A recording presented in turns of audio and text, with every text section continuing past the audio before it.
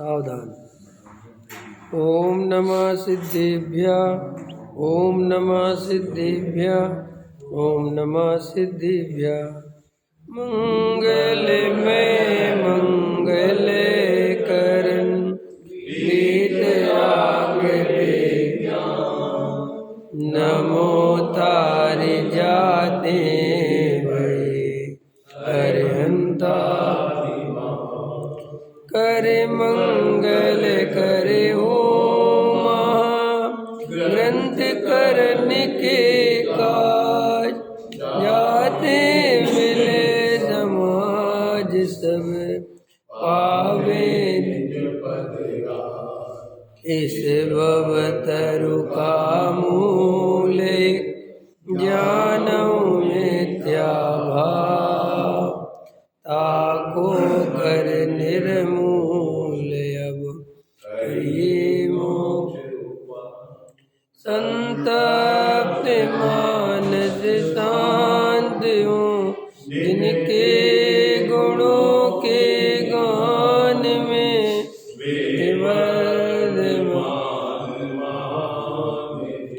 विचरे हमारे ध्यान में। मोक्ष मार्ग प्रकाशक 8वां अधिकार चल रहा है। परिणाम योग में दोष कल्पना का निराकरण, ये अपन पढ़ रहे हैं।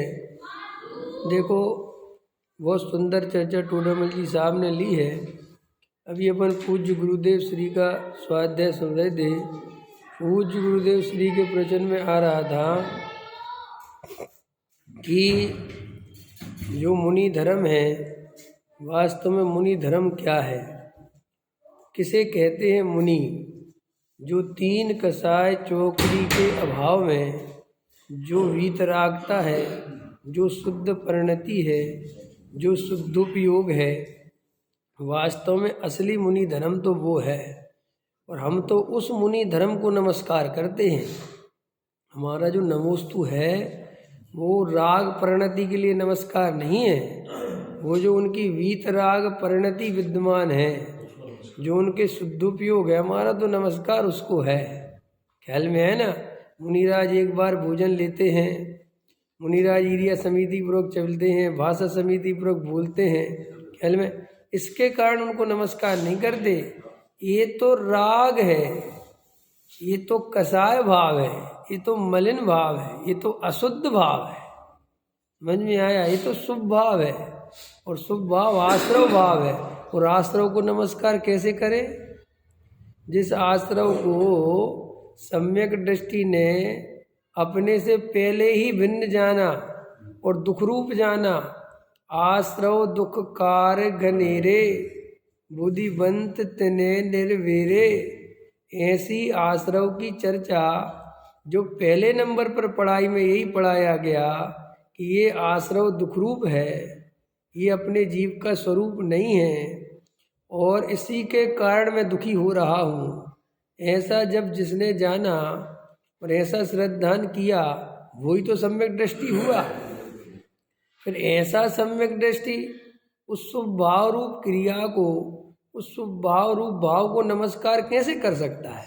तो भाई सम्यक दृष्टि मुनिराज को नमस्कार तो करता है। अरे भाई, नमस्कार तो जैसा होगा वैसे ही होगा, लेकिन नमस्कार उस क्रिया को नहीं, नमस्कार शुभ भाव को नहीं, नमस्कार तो शुद्ध भाव को है, शुद्धोपयोग को है, उस वीतरागता के लिए है, और किसी के लिए मेरा नमस्कार नहीं है। इसलिए मुनिराज का जब भी बात आवे तो शुद्धोपयोगी मुनिवर ऐसे याद आना चाहिए। समझ में आया? शुद्धोपयोगी मुनिवर। जे सब एक बार खाते हैं, ऐसे सोते हैं, ऐसे उठते हैं, ऐसे रहते, ये याद नहीं आना चाहिए। ये तो जड़ की क्रिया है, ये तो बाहर का जीवन है। ये तो मुनिराज इसे तो मलिन भाव मानते, दुखरूप मानते हैं, कसाय भाव मानते हैं। वे तो खुद ही इसे कहते हैं राग है और यह आग है। ये तो राग दुखरूप है, इसको क्या नमस्कार करना? समझ में आया? और उदाहरण दे रहे थे कि भाई जब राजा ऋषभदेव ने दीक्षा ली, मुनि धर्म अंगीकार किया, तो उनके देखा देखी 4000 और मुनि बन गए। और वे 4000 मुनि बन गए तो वे भ्रष्ट हो गए, क्योंकि वस्तु का स्वरूप तो पता नहीं था। बस हमारे राजा जैसा जैसा करते हैं हम तो वैसा वैसा करेंगे। हमारे राजा को वैराग आ गया तो हमें भी वैराग आ गया, और राजा ने नग्न दिगंबर मुनि धर्म अंगीकार किया तो हम भी कर लेते हैं। फिर बाद में क्या हुआ कि भ्रष्ट हो गए, पेड़ के पत्ते ओढ़ लिए, ठंड लगने लगी, खाने लगे, कंदमूल खाने लगे, कुछ भी जो मिला वो। तो फिर इंद्र आया, ये नहीं चलेगा। तो गुरुदेव बहुत अच्छा ले रहे थे कि भाई उस समय तो इंद्र आ गया, इस समय तो ऐसा पाप का उदय कि इंद्र भी नहीं आता समझ में आया, ऐसा समझा रहे थे। भाई उस समय तो इंद्र आ गया समझाने, ये नहीं चलेगा, ये जैन धर्म में ऐसा स्वरूप नहीं है। लेकिन अभी तो बहुत विरुद्ध कार्य हो रहे हैं जैन धर्म के नाम पर। सो अब तो इंद्र क्या व्यंतर भी नहीं आते हैं, कम से कम व्यंतर ही आ जाए 2-4 के भैया क्या कर रहे हो हैं, हल में आए सो वो भी नहीं आते हैं। तो भैया ये स्वरूप है कि भाई क्या कर सकते हैं। मुनियों का जो वास्तविक स्वरूप है वो तो जैनी लोग पहचानते नहीं है। जैन धर्म में मुनि कितना उत्कृष्ट स्वरूप है मुनि का, उस तरफ हमारा ध्यान ही नहीं जाता। और आजकल के जो श्रावक हैं वो तो बहुत कम स्वाध्याय करते हैं, अथवा ऐसा कहना चाहिए कि स्वाध्याय ही नहीं करते। और वो स्वाध्याय नहीं करते, इसके कारण वे मुनि का सही स्वरूप नहीं पहचानते। और मुनि का सही स्वरूप नहीं पहचानते तो वो ठगिया पैदा होते हैं। समझ में आए, जैसे तुम पैसे की पहचान नहीं जानोगे कि पैसा सही कौन सा है, तो तुम्हें कोई नकली नोट पकड़ा देगा, है ना, और तुम लेके फिर तुम कहते रही हमने देख। ऐसे ही श्री गुरु कहते हैं कि तुम मुनियों का सच्चा स्वरूप नहीं जानते तो ये भेष धारण कर लेते हैं और कुगुरु तुम्हें ठग लेते हैं, और तुम उनके पीछे मंत्र तंत्र और ऐसे पड़ जाते, और वे तुम्हें ऐसी बातें सिखा देते, हम तुम्हें मंत्र दे देंगे, हम तुम्हें ऐसे बता देंगे, हम ये बता देंगे, तुम्हारे घर में पैसा आ जाएगा, समृद्धि हो जाएगी, तुम्हारे इज्जत बढ़ जाएगी, क्या क्या। तो ये बेचारा लालची होता है, कसायों से प्रेरित है, संसारी जीव है, मोह के वशीभूत है, मुनिराज का स्वरूप जानता नहीं, वस्तु स्वरूप जानता है। क्यों जाने कैसे, स्वाध्याय आदि करे तो जाने।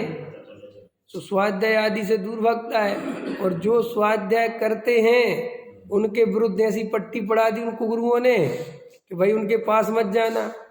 समझ में आया, वे तुम्हें नरक पहुंचा देंगे, वे पापी हैं, वे मुनियों को नहीं मानते, वे स्वाध्याय करते हैं, ऐसे उनके खिलाफ पट्टी पड़ा दी। सो बेचारा स्वाध्याय में जावे भी तो जावे कहाँ, और फिर उससे वो कहवे के साथ स्वाध्याय करना है, तो उसको ऐसे ग्रंथों का स्वाध्याय बता देवे जिनमें व्यवहार के मुनियों की बहुत प्रशंसा की गई हो कि भैया मुनियों को मानो, ये करो, उसमें साधु का स्वरूप तो लिखा नहीं। अब जैसे प्रथमान योग है, तो अब प्रथमान योग में साधु का स्वरूप नहीं लिखा रहता। प्रथमान योग में तो क्या होता है कि उसने दीक्षा ली और मुनि बन गया और मोक्ष चला गया, दीक्षा ली मुनि बन गया, वो धन्य मुनि, और उसने मुनिराज की ऐसी भक्ति करी, मुनिराज की ऐसी भक्ति करी, उसके कष्ट दूर हो गए, उसका ऐसा हो गया। तो वो तो और उसी की बात की पुष्टि करता है। उसने एक बार मुनिराज को आहार दिया तो उसके जन्मों जन्मों के पाप कट गए, तो वो तो उसी की पुष्टि करता है। सो वो स्वाध्याय के नाम पर भी ऐसे श्रावकों को ऐसे ही ग्रंथों का स्वाध्याय रुचा देते हैं कि वे उन्हीं की क्रिया कांड को पुष्ट करते हैं। और जो सच्चा स्वरूप बताने वाले शास्त्र हैं वे पंडितों ने लिखे हैं, वे पुराने हैं, उनको नहीं पढ़ना, उनको नहीं, उनमें सही नहीं है, इनने गलत छाप दिया है, इन लोगों से दूर रहो। समझ में आया, ये स्वच्छंदी हैं, ये फला है, ऐसे कुछ समझ में माहौल बना के जो असली स्वाध्याय है, जो असली तत्व है, उससे दूर कर देते हैं।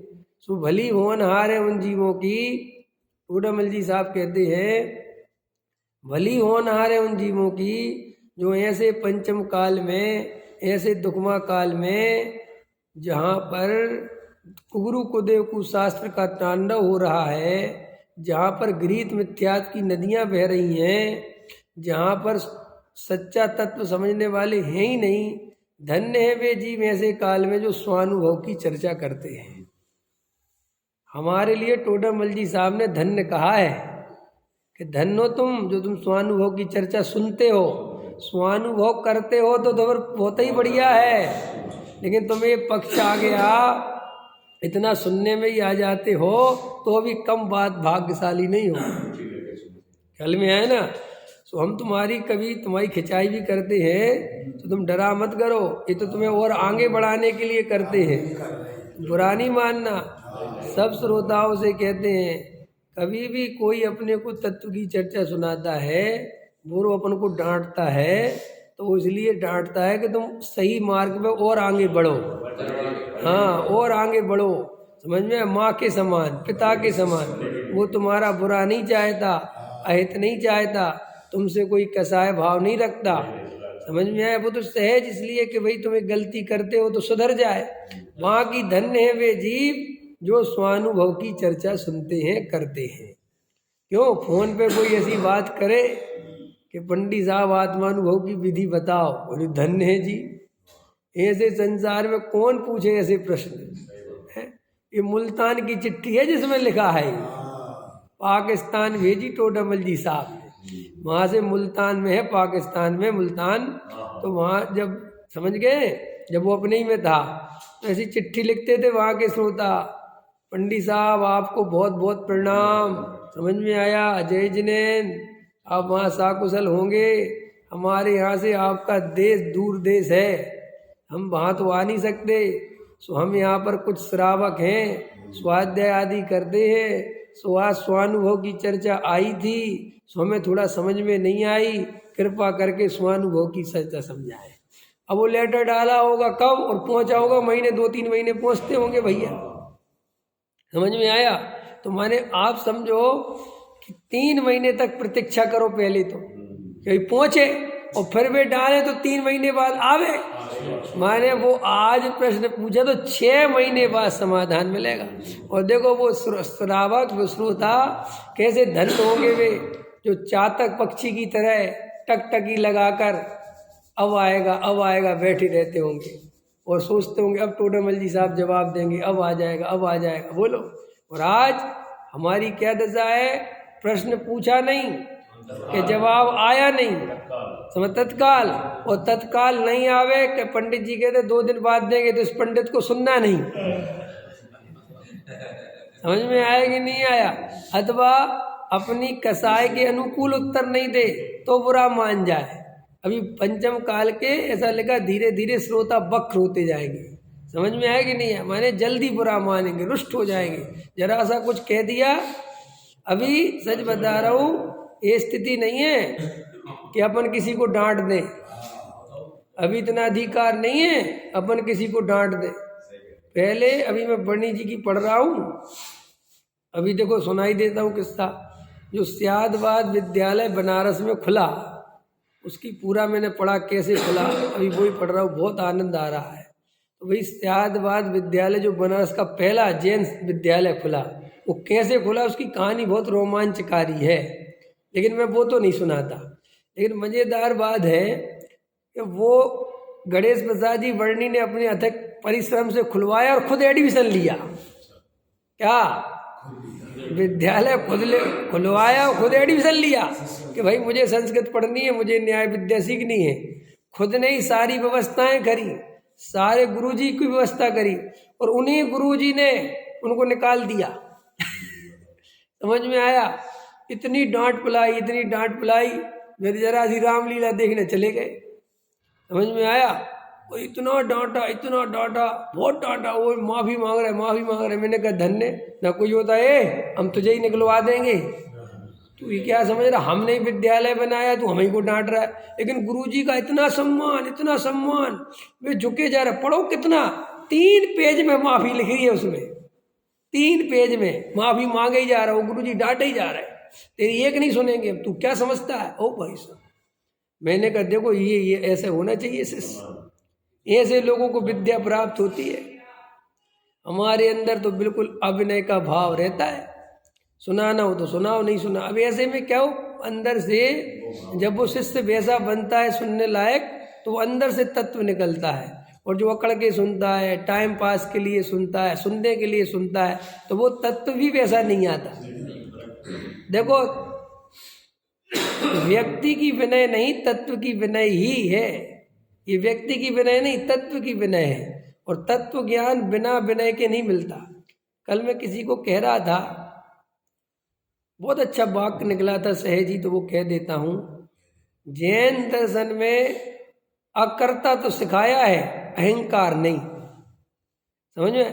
कई लोगों को अकर्ता ही का अहंकार हो जाता है।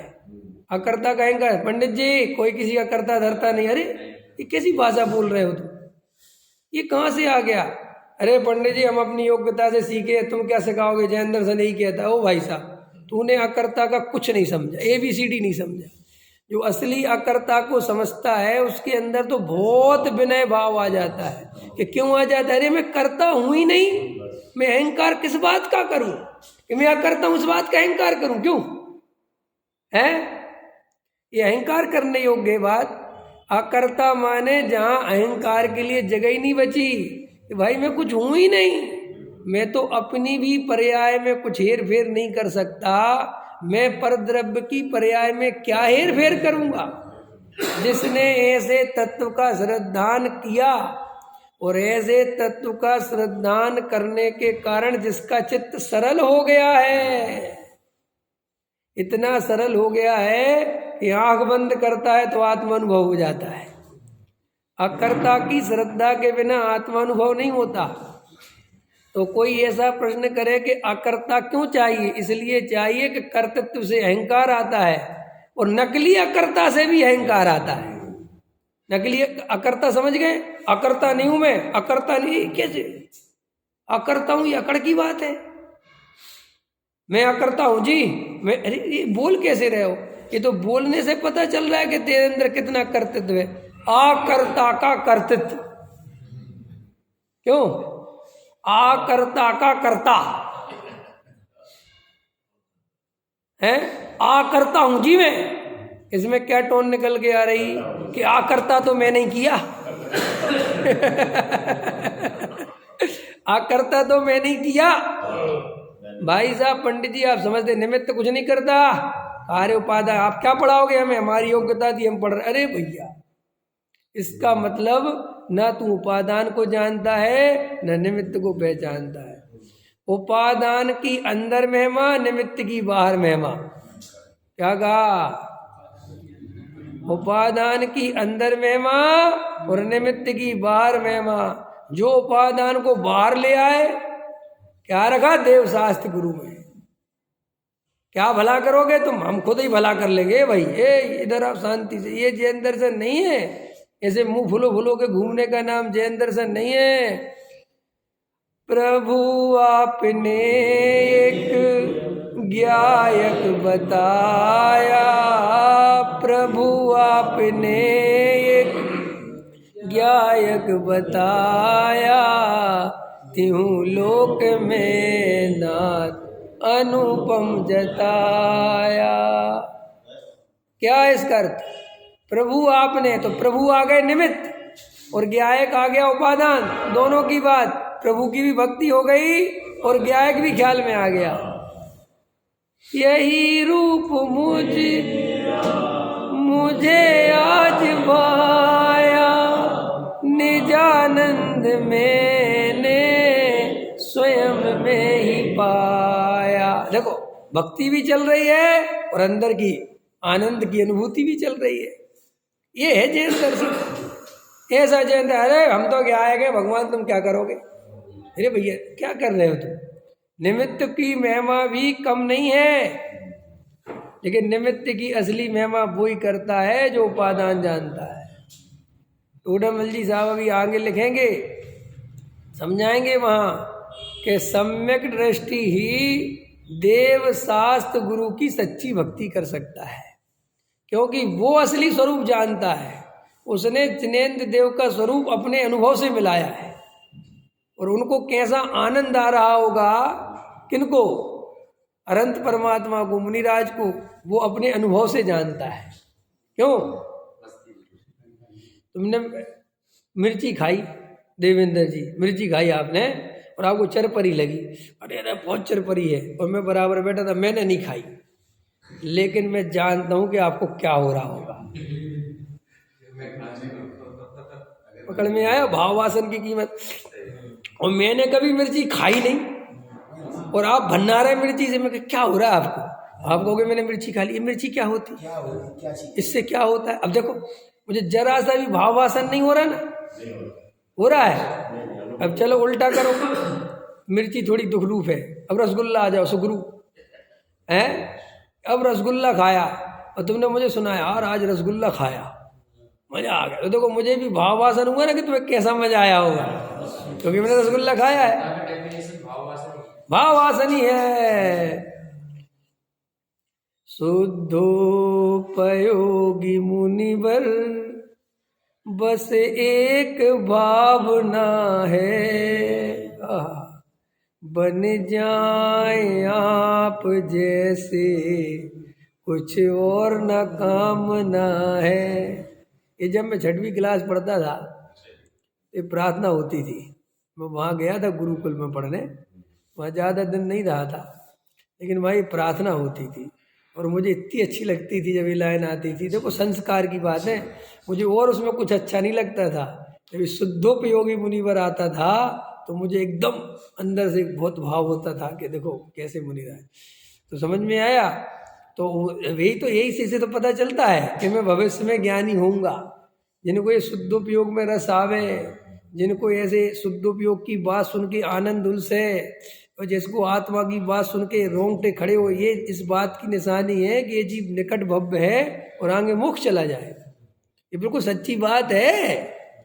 हाँ, अंदर से भाव ही आता है, वो अपने आप ही आता है। वो भले ही उस समय वो सम्मेलन नहीं हो ऐसे, लेकिन अंदर उसका रस आता है धीरे धीरे। और क्या, अपने आप ही आता है। देव शास्त्र गुरु के प्रति सब आते हैं, सब भाव। समझ में आया? तो क्या समझा रहा था मैं कि शुद्धोपयोगी मुनिराज ही शुद्धोपयोगी मुनिराज हैं। ख्याल में आया? वो उन मुनिराजों को नमस्कार है। वो तो सम्यक दृष्टि का नमस्कार वास्तविक नमस्कार है। क्यों?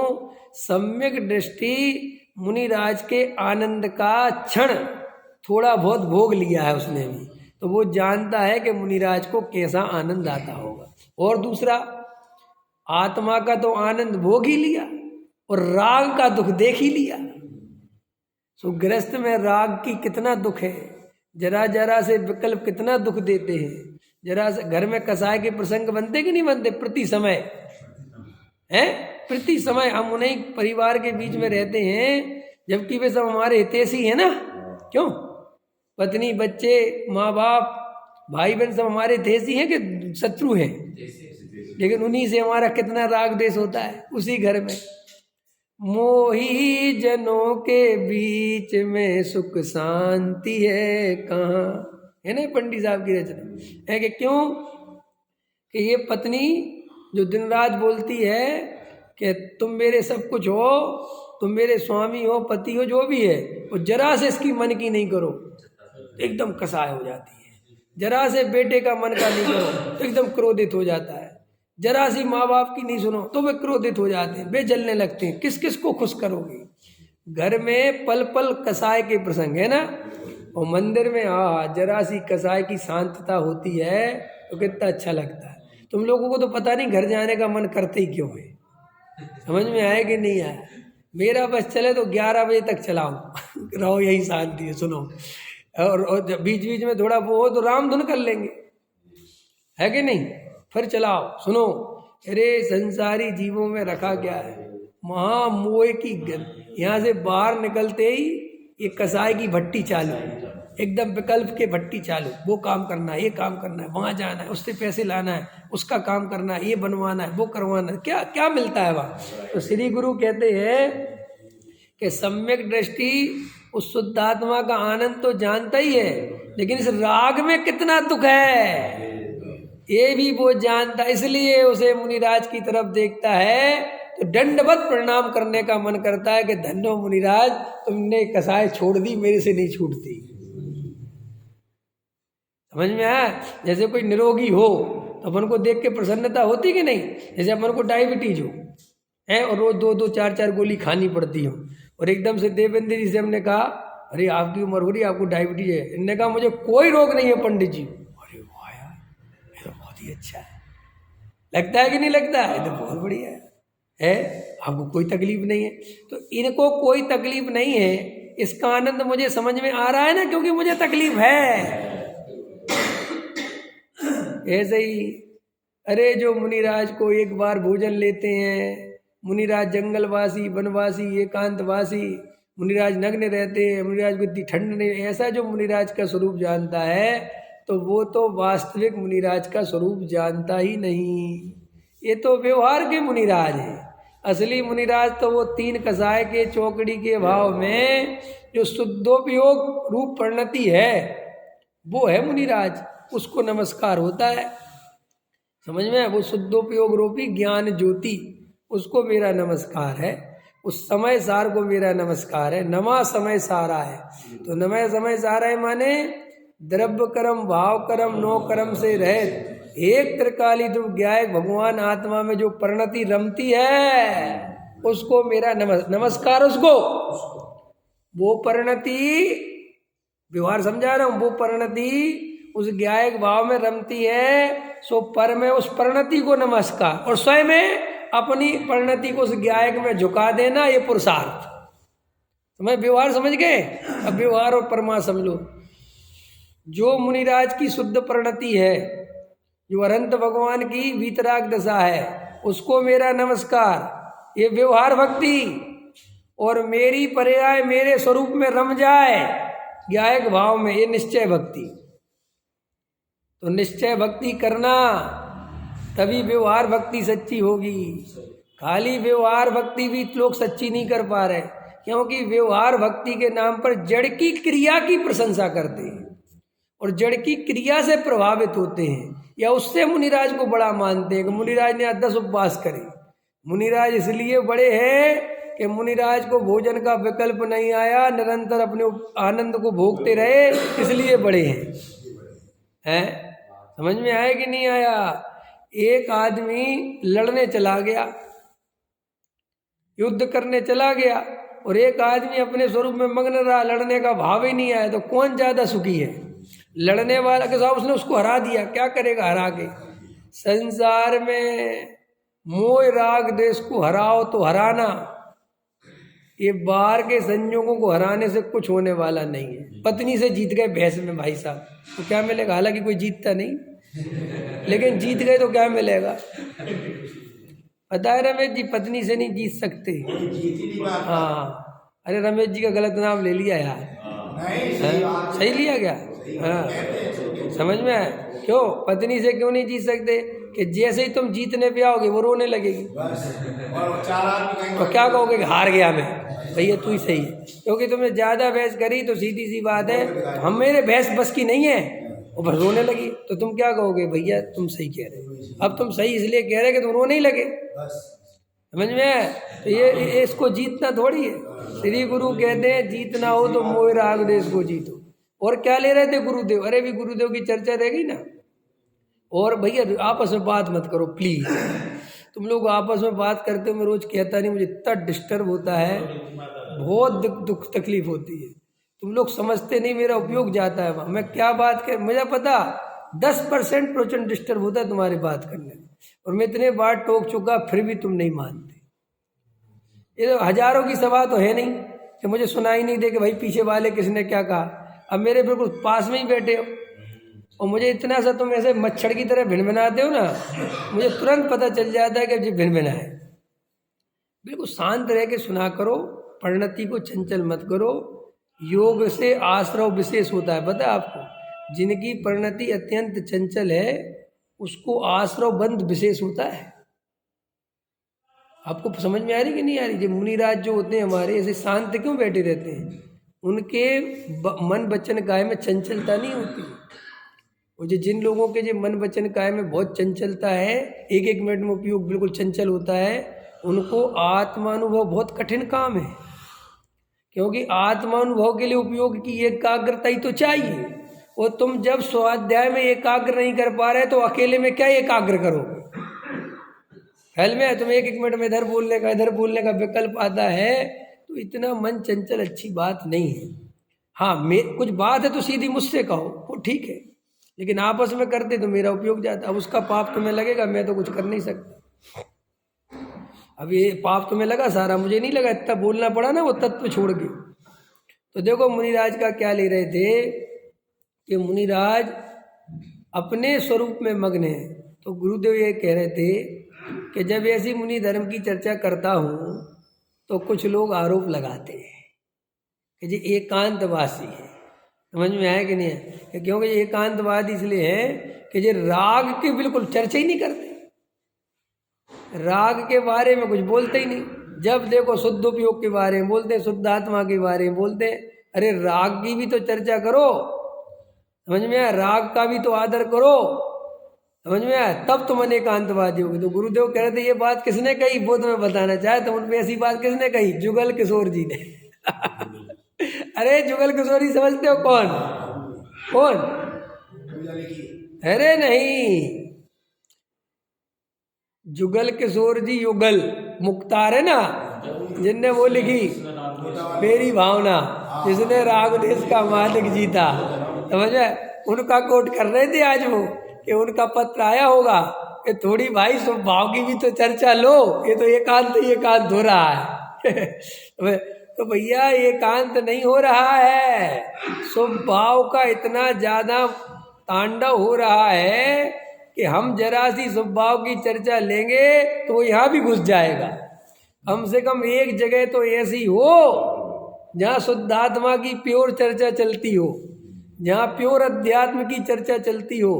अगर गुरुदेव भी स्वभाव की चर्चा लेते तो गुरुदेव को कौन पहचानता? आज कम से कम गुरुदेव को आत्मा के नाम से पहचाना जाता है कि कौन है कांजी स्वामी, जिनने रात और दिन शुद्धात्मा की चर्चा करी, त्रिकाली ध्रुव की चर्चा करी, शुभ भाव को हे बताया, शुभ क्रिया में धर्म नहीं होता, शुभ भाव में धर्म नहीं होता, आश्रव छे, बंद छे, एक शुद्धात्मा जानने योग, रमने योग, निर्णय करने योग, ऐसा जिनका परिचय हो वे हैं कांजी स्वामी। बताओ इतना बढ़िया परिचय दुनिया में किसी का है जितना बढ़िया परिचय गुरुदेव का है?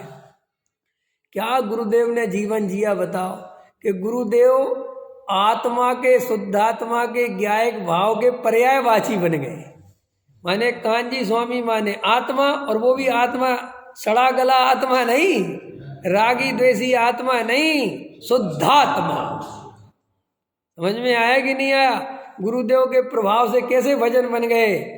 शुद्धात्मा का श्रद्धान होगा निज आत्मा तब भगवान होगा, निज में निज पर में परिभाषित सम्यक ज्ञान होगा। ये गुरुदेव के प्रभाव से बन गए हैं क्या? हाँ, ये तो ऐसे अब गुरुदेव का परिचय। अब मान के चलो वे गुरुदेव पूजा पाठ भक्ति इनकी चर्चा लेते, कहते चलो जी इनकी भी चर्चा लो, तो क्या होता कि वो तो सब फिर मिक्स हो जाता, फिर कौन है बेटा? ठीक है, इसलिए उनने बिल्कुल किसी की नहीं सुनी और एक अखंड ज्ञायक भाव की धारा बहाई, इतनी बहाई तब जाके इतनी आ पाई। समझ में आ रहा क्या कह रहा हूँ? इतनी बहाई तब वो यहाँ तक इतनी चुल्लू भर आ पाई। और वे अगर इतनी नहीं बहाते और वे शुभ भाव की चर्चा लेने लगते तो वो धारा वहीं सूख जाती। और बाद के लोगों ने क्या किया कि थोड़ा सा गुरुदेव से हटके चर्चा चालू कर दी कि थोड़ा शुभ भाव को भी लो, थोड़ा विधान को भी लो, थोड़ा पूजन को भी लो, थोड़ा इसको। क्या हुआ कि मुमुक्षु वापस व्यवहारियों जैसी प्रवृत्ति करने लगे। इसलिए वो धारा सूखती चली जा रही है। इसलिए मुझे अंदर भाव आता है कि कम से कम जुगनू की तरह सही इस शुद्धात्मा की चर्चा तो करते रहे, डंके की चोट पे तो कहते रहे कि पुण्य में धर्म नहीं है। समझ में आया कि नहीं आया? अरे भाई, गुरुदेव एक बात कहते थे कि जब हम स्वभाव को उपादेय नहीं मानते, जब हम स्वभाव में धर्म नहीं मानते, सो कोई इसका अर्थ ऐसा ले जाए कि हम अशुभ भाव को अच्छा मानते हैं, सो उसकी बुद्धि खराब है। अरे भाई एक बात बताओ, तुम हमें गोल्ड का गिफ्ट दे रहे हो, हम वो नहीं ले रहे, हम पीतल का लेंगे हैं? हम कह रहे हैं हमें गोल्ड नहीं चाहिए भैया, मैं कोई, आप सोच रहे हैं अच्छन को गोल्ड पसंद नहीं होगा, पीतल का देता हूँ। इतनी बुद्धि खराब होती किसी की लोक में। श्री गुरु कहते हैं कि मैं जब स्वभाव को ये कह रहा हूँ, मैं ये कह रहा हूँ कि स्वभाव को छोड़ शुद्ध भाव में जा, तो इसका अर्थ तू अशुभ भाव निकालेगा, इसका अर्थ तू स्वच्छंदता निकालेगा। और भैया निकालना हो तो निकाल। ये क्यों? गधा मिश्री खाने से मर जाए तो हम क्या करें? हम तो मूल तत्व की बात बता रहे भैया, जो सर्वज्ञ देव की वाणी में आई है, जो मूल आत्मज्ञान का असली कारण है, जिसके बिना सम्यक दर्शन नहीं होता, वो चर्चा पूज्य गुरुदेव श्री ने ली है। समझ में आया? अरे जिनागम में तो सब तरह के कथन हैं। समझ में आया? अभी टोडामल जी साहब समझाएंगे, आगे पढ़ोगे कि मूल तत्व ज्ञान तो, मूल अध्यात्म तो द्रव्यानुयोग के ग्रंथ में होता है, असली तत्व ज्ञान तो इसी से मिलता है। लिखा है सब टोडामल जी ने, इसलिए इसकी तो मुख्यता चाहिए ही चाहिए। कोई द्रव्यानुयोग आदि छोड़कर अन्य नियोगों में अपना जीवन लगा दे तो वो मूल तत्व ज्ञान नहीं में ना करेगा।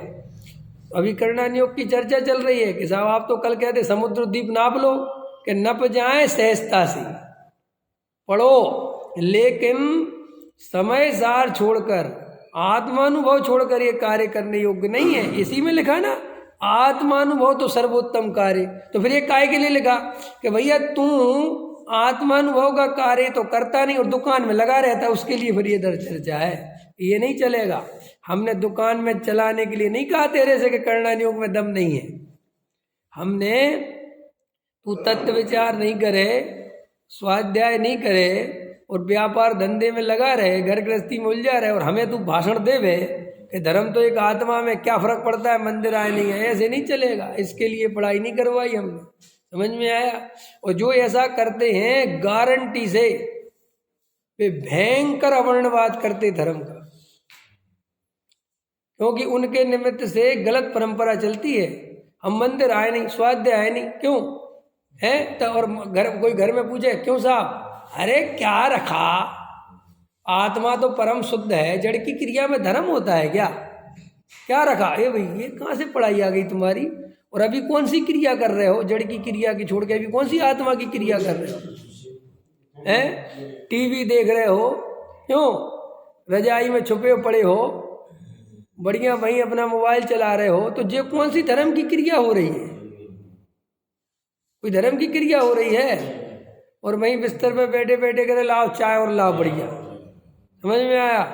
है बिना नहाए धोए लाओ पकोड़े और बना लो। ये भैया ये कौन सा तुम्हारा, ये कौन सा समय सार पढ़ लिया तुम? ये नहीं होगा, ये नहीं चलेगा। और कहीं और चलता हो तो चलता हो, उत्तर भारत में नहीं चलेगा। समझ में आया? और हमारे यहाँ नहीं चलेगा। समझ में? हम आपको नहीं सुनेंगे पंडित जी, हम पक्के मोक्षु हैं, जो आवाज़ से हम तुमसे दोस्ती हमारी बंद। हम ऐसे पक्के मोक्षु नहीं बनाते। समझ में आया? देखो अनुभव करे तो सब छूट, तत्व विचार करे तो सब छूट, और ये नहीं करे तो कोई छूट नहीं। समझ में आया? मॉल में वो लगी रहती ना सेल, एक के साथ एक फ्री। एक काम करो जी, फ्री वाला दे दो। है पागल हो गया क्या? बुद्धि खराब है तेरी। अरे आपने लिख रखा था एक के साथ एक फ्री, तो फ्री वाला दे दो, एक आप रख लो।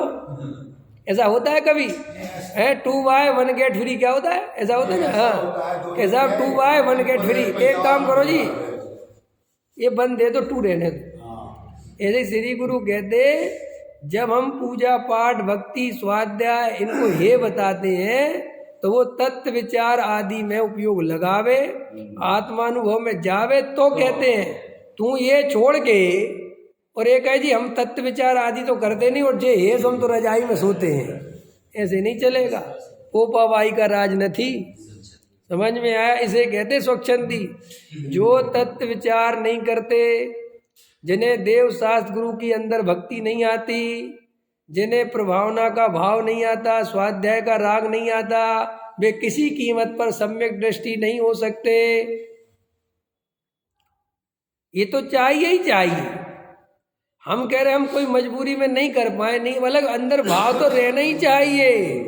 कि भैया अपना शुद्धात्मा आश्रय करने योग्य है, और अगर शुद्धात्मा में आश्रय नहीं हो तो पंच परमेष्टि बाहर में आश्रय करने योग्य है।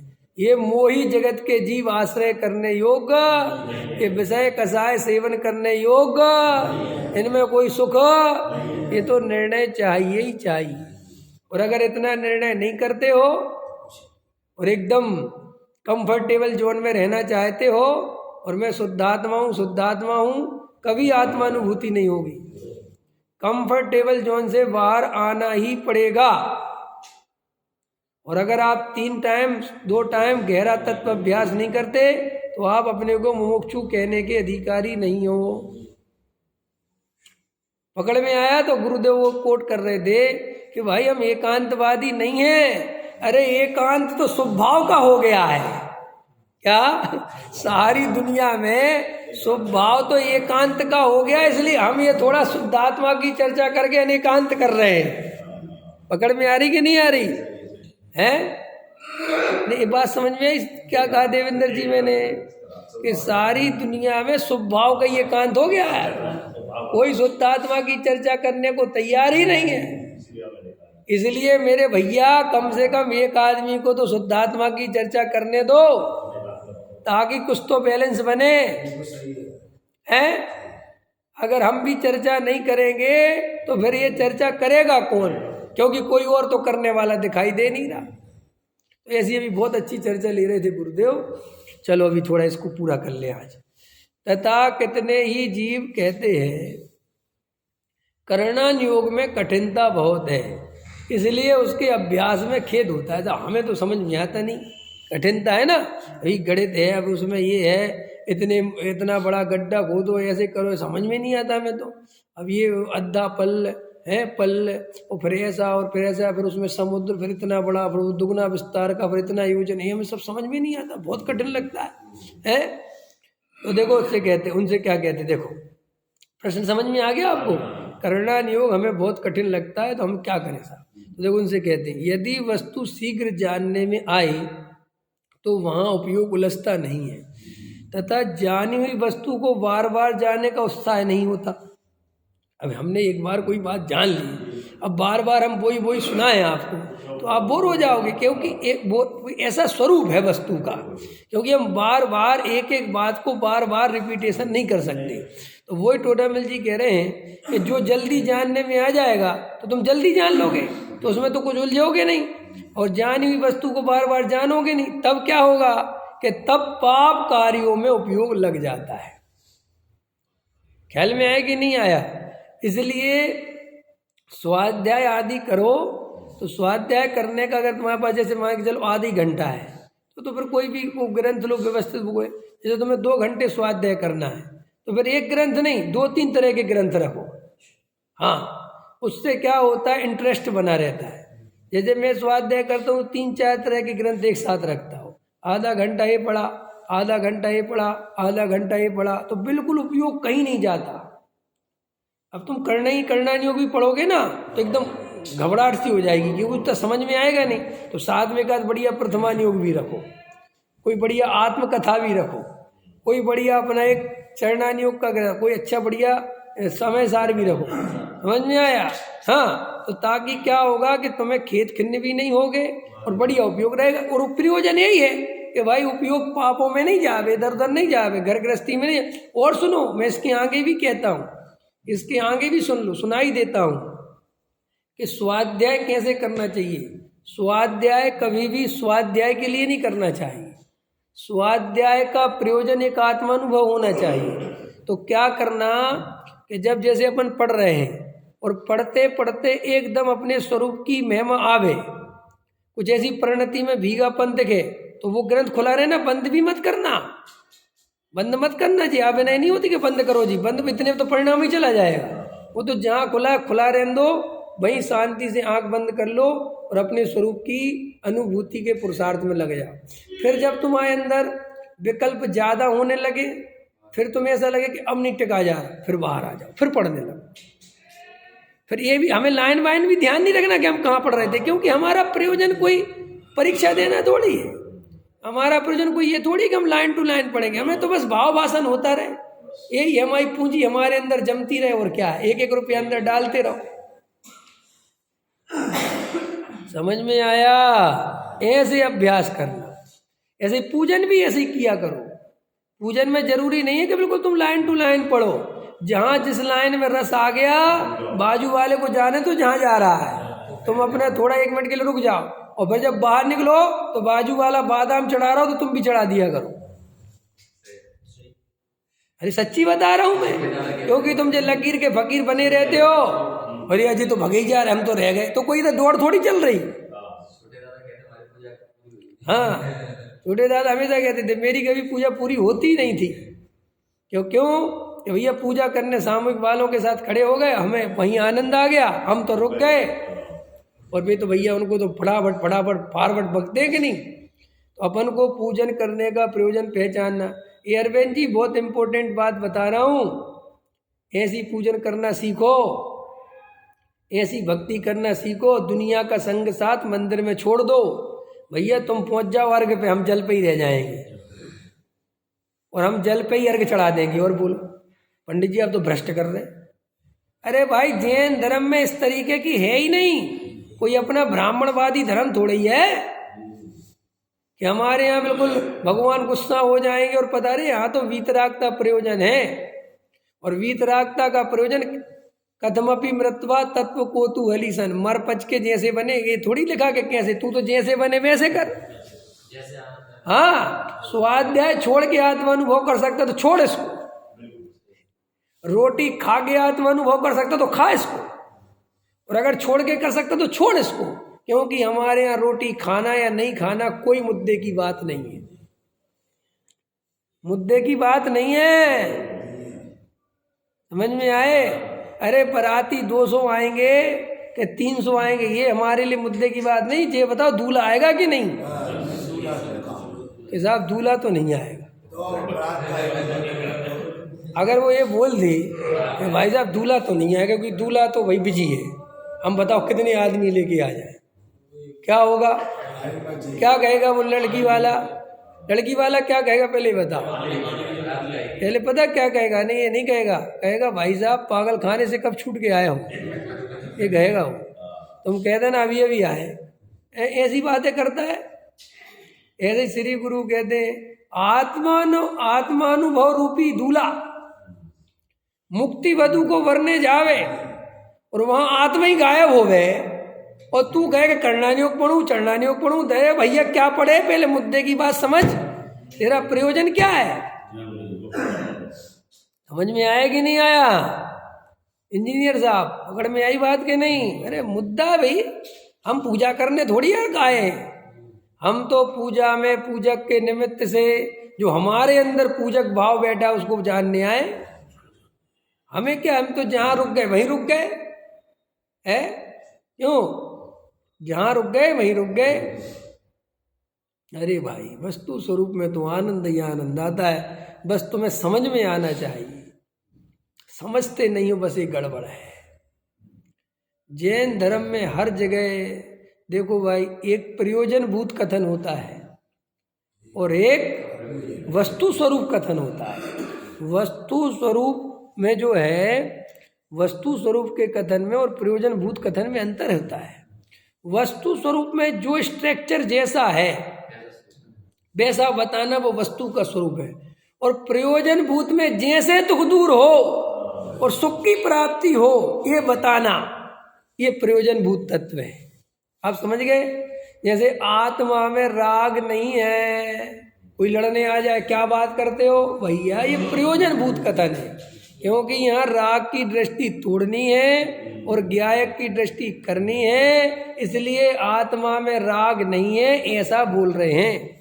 और अगर तुम वस्तु स्वरूप की तरफ से बोलो तो भैया राग रूप परिणमन आत्मा का ही है, विकारी पर्याय आत्मा की है, तो सब वो फिर ये, अरे भाई वो वस्तु स्वरूप कथन है और ये प्रयोजन भूत कथन है। और अध्यात्म में वस्तु स्वरूप परख कथन नहीं होता, प्रयोजन भूत परख कथन होता है। इसलिए लोग अध्यात्म पढ़ के कंफ्यूज हो जाते हैं, जबकि विवक्षा भेद समझो तो कोई दिक्कत नहीं है। ख्याल में आया? नहीं समझ में आया? तो देखो भाई, बारंबार जानने में उत्साह नहीं होता, तब पाप कार्यों में उपयोग लग जाता है। स्वाभाविक है, वहाँ उपयोग लगेगा नहीं तो तुम्हारी तरफ परिणति भटकनी पड़ेगी, है नहीं? ये मंदिर में अपनी परिणति भटकती ना, पूजन कर रहे इधर देख रहे उधर देख रहे, क्यों हो रहा है? क्योंकि वो पूजन पड़ी हुई है, याद है, और याद होने के कारण वो जिनवाणी में देखना नहीं पड़ रहा है। सो इस अर्घ का क्या मूल है, अन अर्घ पद के सामने। अब जो तुम बस ऐसे परिणति भाई पूजा कहाँ हो रही है? पढ़ते कि नहीं पढ़ते? ऐसे करते कि नहीं करते? इसलिए ये पूजन भक्ति में रिपीटेशन होने से उतना मन नहीं लगता। ये लिखा है टोडामल जी साहब ने, अभी पढ़ा था ना कि पूजन भक्ति में रिपीटेशन बहुत है, इसलिए वहाँ उपयोग इतना लगता नहीं। ये लिखा है, पढ़ा था, देखो उसके ऊपर वाले 290 पेज पे लिखा है उनने, भक्ति के स्वरूप में, ठीक है ना? क्योंकि उपयोग उतना स्वयं जो भक्ति है वो उतने में उसमें उपयोग घूमता है। क्यों? कि वो रिपीटेशन है भक्ति में, बार बार बार बार। लेकिन करना योग में रिपीटेशन तो है नहीं, उसमें तो निरंतर बात आगे बढ़ती चली जाती है कि भाई अब क्या, अब क्या, अब क्या, अब क्या, तो उपयोग सूक्ष्म होता चला जाता है। इसलिए करना योग में ज्यादा उपयोग सूक्ष्म होता है भक्ति के मुकाबले। समझ में आया? और सुनो, ये स्थूल भक्तियां करना जो बिल्कुल अपने जैन धर्म से ही विरुद्ध है, वे करने में तो पाप ही का बंध होता है। कि क्योंकि ऐसी स्तुति पढ़ के तुम्हारे भाव कैसे बनेंगे? जिसमें भगवान कर्ता दिखने लगे जिस स्तुति को पढ़ के, और अपन भक्त दिखने लगे, तो भाई ऐसी स्तुति पढ़ने में तो जनागम में मूल में भूल हो जाती है। जैसा वो व्यवहार से, अरे तो व्यवहार की जरूरत क्या है जब निश्चय कितनी बढ़िया बढ़िया भजन है? क्यों नहीं समझ में आ रहा मेरी बात? क्या है वो? हाँ बराबर, उसका बना दिए ना, कोई किसी का नहीं कर सकता कोई किसी का काम, है ना? ऐसा है ना, कुछ ऐसा है ना बनाया भजन है, कोई किसी का नहीं कर सकता कोई किसी का काम, है ना? इसीलिए आपने रख लिए हाथ पैर कुछ, है ना? हाँ है। तो अब जब इतना बढ़िया समझ लो भजन है, अब इसकी जगह मेरे सर पे रख दे बाबा, तो ये क्यों गाना? जब इतना बढ़िया उसका ऑप्शन है तो ये गाना। और मैं तो कहता हूँ ये भी क्यों गाना, क्योंकि ये भी उसकी ओर इशारा करता है। तो फिर कौन सा गाना? शुद्धात्मा का श्रद्धान होगा, और बढ़िया बढ़िया भजन है? आई आई अंतर में सिद्धों की महिमा। हमें कभी भी भजन ऐसे गाने चाहिए जो कभी अन्य फिल्मी गानों को या अन्य धर्मों के भजनों को याद ना दिलावे। अगर क्या होगा, तुम ऐसा भजन गाते हो जो अन्य भजन को याद दिलाता है, तो वो फिल्मी धुन पे तो तुम्हें उसकी याद आने लगती, क्योंकि वो तुम्हारे चित्त में ज्यादा बसा हुआ है। आप समझ रहे हो ना? इसका नुकसान ये होता है। तो भजन ऐसे गाना चाहिए कि जिसके बदले कोई दूसरा ध्यान नहीं आवे। पकड़ में आया कि नहीं आया है? अब इसका उदाहरण समझ गए ना आप क्या कहना चाहता हूँ? तो अच्छी अच्छी स्तुतियां हैं, अच्छे अच्छे बहुत अच्छे अपने इसमें जो अपनी वो है भक्ति सरोवर, उसमें कितने अच्छे अच्छे बड़ी हुए हैं। धन्य धन्य जिन वाणी माता शरण तुम्हारी आए, परमागम का धन करके। अब तो याद नहीं रहेगी भक्ति, पहले बहुत पढ़ता है। हाँ, माता तेरे दर्शन से, कितना बढ़िया है बोलो। और कितने अच्छे अच्छे, चरणों में आ पड़ा हूँ, ये दुआ सांग वाणी है। और कितने बढ़िया ऐसे भजन गाने चाहिए हैं। हाँ, ऐसे भजन गाओ। अब जो तुम नई नई धुनों पे उनकी देखा देखी बनाए जा रहे हो, करे जा रहे हो, भले उसमें अच्छी वो कर रहे हो, लेकिन क्या होगा कि ये भजन बनने से बे भजन हैं जो बड़ी मुश्किल से हाईलाइट हुए थे वो वापस चले जाएंगे। और फिर यही फिर गाने लगोगे तुम, क्योंकि तुम्हें ये तड़क भड़क में मजा आता है, तुम्हें शांति में आनंद आता ही नहीं है।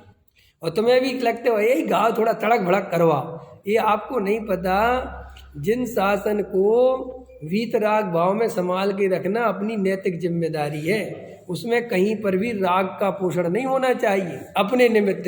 अरे तुम्हें राग आ ही रहा है ना, तो घर जाओ और बढ़िया गाने लगाओ, नाच लो कूद लो, एक आध पार्टी रख लो नाचने कूदने की, समझ में। लेकिन मंदिर में वो राख पूरा मत करो। ये जो हमने गलत परंपरा डाली है कि तुम्हारे राग को तुम मंदिर में ही पूरा करना चाहते हो, ये बिल्कुल ठीक नहीं है। समझ में आया। तुम्हें बहुत मन करता है कि यार नाचने कूदने, एक बढ़िया पार्टी बुलाओ, बढ़िया भोजन कराओ और बढ़िया तुम्हें जो करना है वो जैसे भजन घर में रखो ना, भक्ति संध्या वहाँ करो। लेकिन मंदिर आदि में जहाँ सच्चे देव शास्त्र गुरु विराजमान हैं, वहाँ तो वीतरागता का ही पोषण होना चाहिए। समझ में। ताकि हमारे बच्चे भी कहें हमारे मंदिर में काम नहीं होता। हमारे मंदिर में तो जी वीतरागता के अलावा दूसरी बात नहीं हो सकती। जैसे सरदारों के गुरुद्वारे में बिना सर पे कुछ लगाए जा ही नहीं सकते, चाहे तुम पीएम के बाप हो। समझ में आया। और तो छोड़ो तुम, वहाँ पीएम को भी उनके नियम का पालन करना पड़ता है।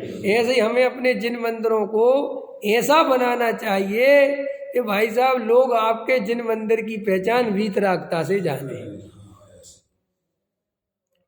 और तुम नहीं के जैसे रंग राग करोगे तो वे तुम में और उनमें अंतर ही नहीं कर पाएंगे। पकड़ में। और सुनो, अब बोला एक बात और बोल देता हूँ। आज हमारे जिन मंदिर बन रहे हैं, बड़े बड़े जिन मंदिर बन रहे हैं, अच्छी बात है, बननी ही चाहिए, लेकिन इनकी व्यवस्था व्यवस्थित नहीं होती तो इसका दोष हमें लगता है। अभी घटना आई थी पीछे 1 तारीख को, हस्तनापुर की आई थी मेरे पास। समझ में आया। वो हस्तनापुर में बना ना वो जम्मू द्वीप, तो वहाँ क्या झूले वूले लगे हुए हैं, सब लगे हुए हैं। और एकदम अजैन आते हैं वहाँ पर खूब सारे। जब कोई भी त्योहार हो तो अजैन बहुत भर के आते हैं। तो एकदम लड़ाई झगड़े होने लगते हैं, गेट बंद करने पड़ते हैं, अराजकता फैल जाती है। मैं ये कह रहा हूँ कि तुम जिंदगी में यही नहीं सीख पाए कि व्यवस्था कैसे बनाई जाती है। तुम इतनी जैनियों में इतनी अकल नहीं आ पाई कि भाई अजैन अगर हमारे दर्शन करने तो क्या बुराई है, लेकिन उसकी व्यवस्था करो कि कैसे उनके दर्शन कराने। आज तुम्हें देखो इतना बड़ा अक्षरधाम बना है, उसमें कोई भैया नियम है कि कौन आएगा कौन नहीं जाएगा। और एक दिन में पता है कितना आदमी आता है, कितना 50 60 70 हजार आदमी भाई साहब रोज। लेकिन आप उनकी व्यवस्था देखो, मजाल है कि वहां तुम इतनी सी गलती कर सको, तुम इतना सा कचरा फेंक सको। अरे तुम अपने मंदिर को शुरू से बढ़िया गेट लगाओ, व्यवस्थित चौकीदार रखो, व्यवस्थित एकदम दर्शन करने की प्रक्रिया बनाओ। समझ में आए कि भाई आज के दिन अजैन आएंगे, भाई एक शटर अलग से लगवाओ ऐसा कि भाई ये चैनल बंद कर दो, दूर से ही दर्शन कर पाएंगे। समझ में। कितनी व्यवस्थाएं बना सकते हैं हम, हैं बोलो, बना सकते कि नहीं। आप उससे दूर कर दो, उसमें क्या है। और बाहर बढ़िया व्यवस्थित नोट से लिखो और पूछो कि भाई कोई भी महिलाएं आती है वो मासिक धर्म से तो अंदर नहीं जा सकती, यहीं से दर्शन करो। उनके लिए एक आला बना दो और वहां भी चौकीदार बैठा दो। अब जो अजैन घुसते जाते उन्हें क्या मासिक धर्म से लेना देना, उन्हें क्या पता क्या मतलब है। तो अपने भैया खेदने कूदने आते हैं और उनकी गलती नहीं है इसमें, ये मत सोचना। ऐसा तुम भी जाते हो, सारी दुनिया जाती है। एक बात बताओ, जब हमारे एरिया में कोई बढ़िया जगह होगी तो हम जाएंगे वहां के नहीं जाएंगे।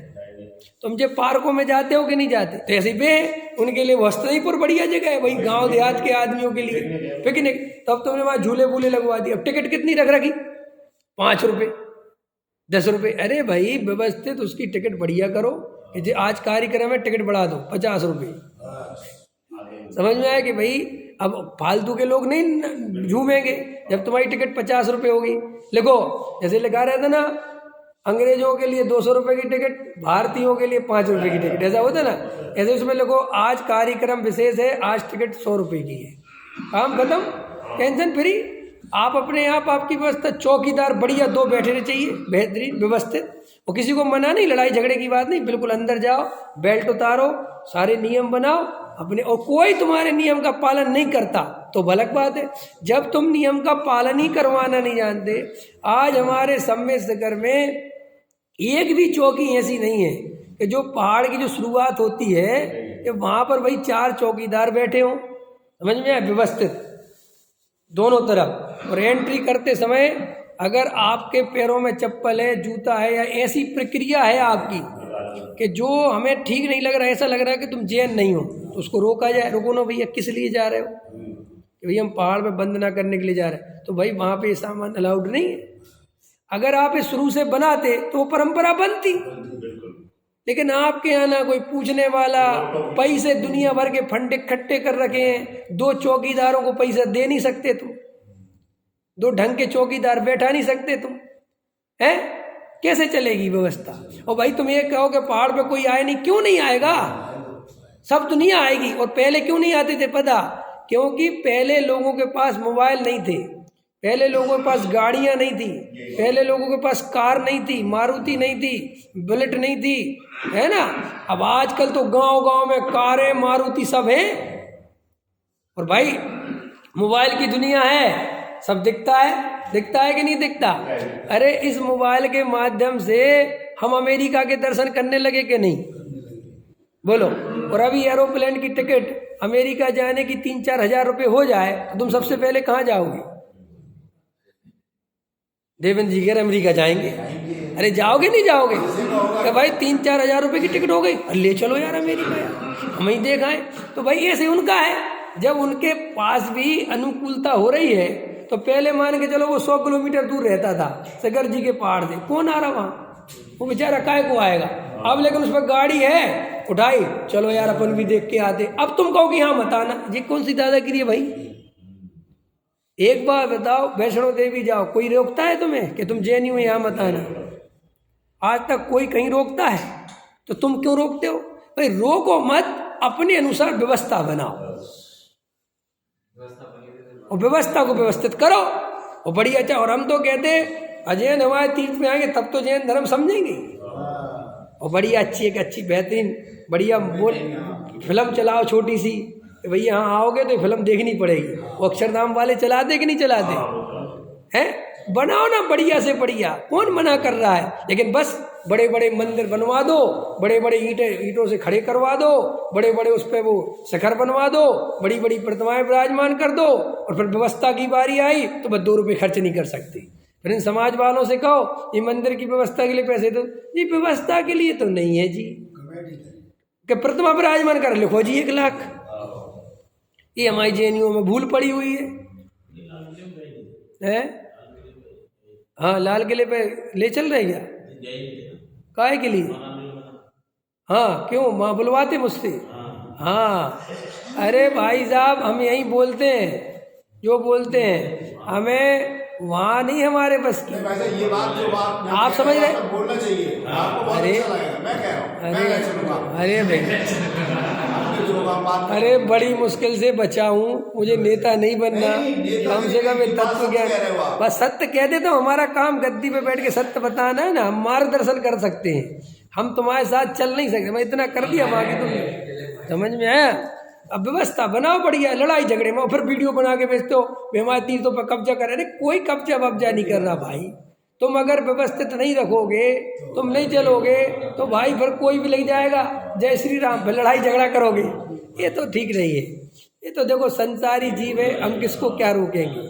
समझ में आया? लोग रेल के डिब्बों में बाथरूम में क्या क्या लिख जाते हैं, किसको क्या रोकोगे? नंबर लिख जाते हैं, उल्टी सीधी बातें लिख जाते हैं। भाई ठीक है भाई, अब क्या करें, सरकार भी जानती है इसमें क्या क्या करेंगे कि नहीं, सब बाथरूम में कैमरे लगवा दो तो लगवा भी दोगे तो भाई कौन देखेगा भैया? तो ऐसे ही अपन को बहुत व्यवस्थित होना चाहिए, कोई दिक्कत नहीं है। और आज अगर जैन धर्म को दुनिया जानना चाहती है तो हमारे लिए गर्व की बात है, हमारे लिए डरने की बात नहीं, हम डरने वालों में से नहीं है। मैं मस्जिद में प्रवचन करने को तैयार हूँ, जहाँ कहो वहाँ करने को तैयार। अगर तुम हमारा जैन धर्म जानना चाहते हो तो जहाँ कहोगे वहाँ जाएंगे हम तो खुले में, जहाँ कहोगे वहाँ, हमें कोई डर वर नहीं है, समझ आया? हम तो तुम्हें एक शुद्ध आत्मा की बात सुनाएंगे, वीतरागता का धर्म सुनाएंगे। आप चाहे तुम जिनालय में सुनो चाहे शिवालय में सुनो, समझ में आया? सुनाएंगे शुद्धात्मा और वीतरागता, और कुछ नहीं सुना सकते। अगर ये तुम्हें हमारा पसंद हो तो जहाँ आवाज़ दोगे वहाँ आ जाएंगे। हाँ, सहजानंद।